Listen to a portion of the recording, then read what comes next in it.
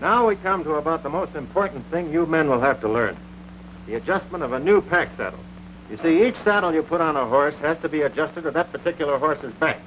And it can't be used on any other horse without complete readjustment.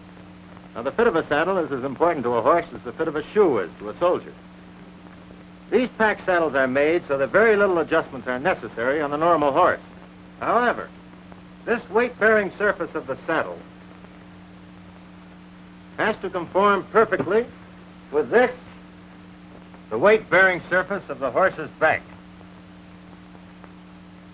Is that clear? When you're riding a wonderful animal like Orlazabal, it's easy to forget that a horse's back wasn't designed for me or a saddle. And while a poor rider can give a horse problems, a poorly fitting saddle can cause serious damage. But don't worry, laddie, they're getting it sorted out. There are different types of saddles for dressage, jumping and so on, but most saddles only come in 3 widths, so you've got to choose the closest one to the size of your horse and then get it padded. And that depends on the skill of the saddler. Frank, what are the main problems? Well, the problems involve stuffing the saddle evenly, so the weight gets distributed evenly over the horse's back and you don't get any pressure points. And if you get that pressure, the tissue can get damaged, the muscles can get damaged, severe bruising, and into a chronic situation that can disable the horse for a good few months. Well, here they're testing out some new equipment which checks if the saddle fits evenly and finds any pressure points before the invisible damage starts. It's just been brought over from America by 2 Californians who spent years designing hospital equipment to prevent human pressure sores. Now they've adapted the technology to help horses. Scanning. Okay, start walking.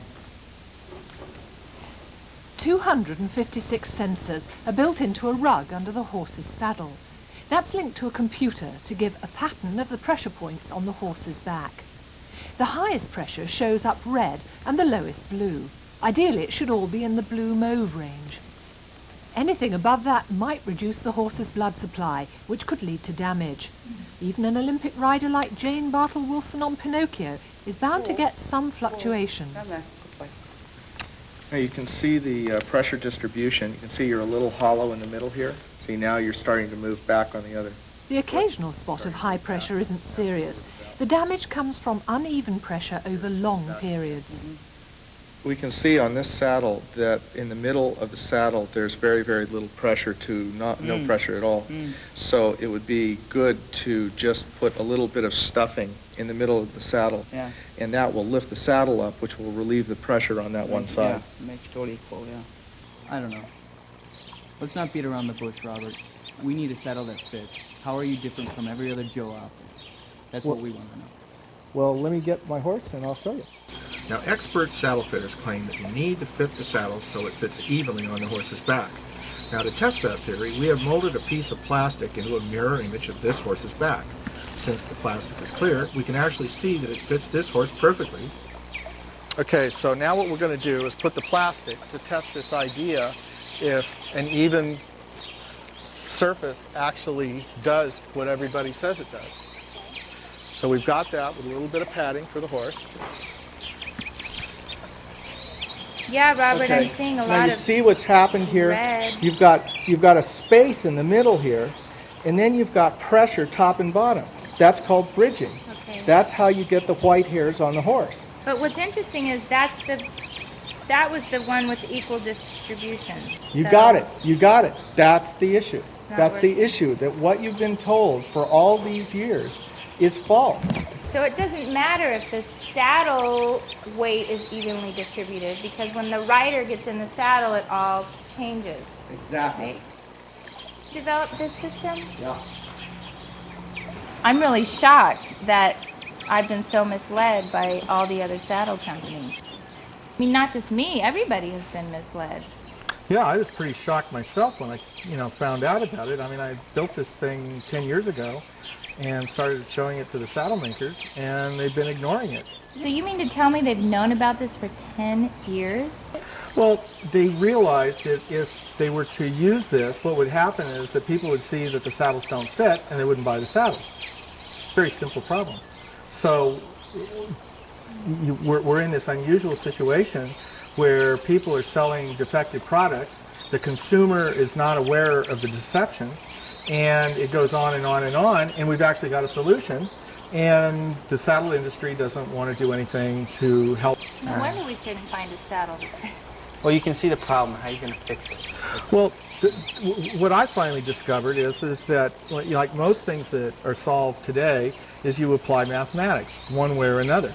So what I've done is I basically built a mechanical device that breaks the polyform shape of the horse's back into angles and arcs. And once you have those areas described, you then can write a formula that's capable of changing the effect of the weight of the rider relative to the weight of the horse. Okay. So what you just saw is that a saddle that is made to fit evenly unladen bridges. So what you have to do is give it more rock so that when the rider goes into it, you now have an even shape. So once you have that, you can then use the computer system to verify that that's true. How do you do? I know you've all been sworn. I have read your complaint, ma'am. You entered into a contract with the defendant to build you a custom saddle? Yes, I did, sir. Is this the saddle? Yes, it is, sir. What are you claiming that...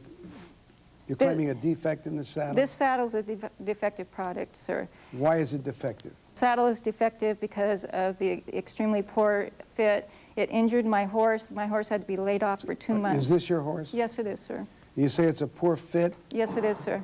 If you were to put the saddle on the horse, could you show me where it's a poor fit? We could show you, sir. Whiting out hair is an indicator of tissue damage. I'm going to come down there because I can't see it that well from Yes, up here. sir. On matching sides of the wither, sir, he had whiting out. This is healed because there's no longer damage to the tissue area. If you look on the other side, he didn't heal as quickly on this side.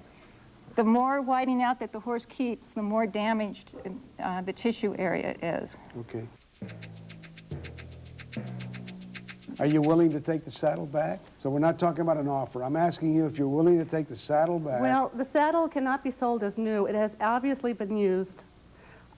And I made her an offer in good faith. At the time, it had a time limit on it. She refused it. No, I don't really feel that I would want... You feel that there has been a defect in the saddle for this horse? Well, the saddle... From what you and I both saw and the trainer saw? The saddle is not guaranteed to fit every horse. I don't know. I wasn't there. I never saw him act up. All I have is her word. Well, you have the vet's statement, a copy of it. Right, but most vets only spend an hour on saddle fit in their veterinarian school, so it's not one of their big priorities, saddle fit. Okay. Take a short recess. I'll come back and give you my decision.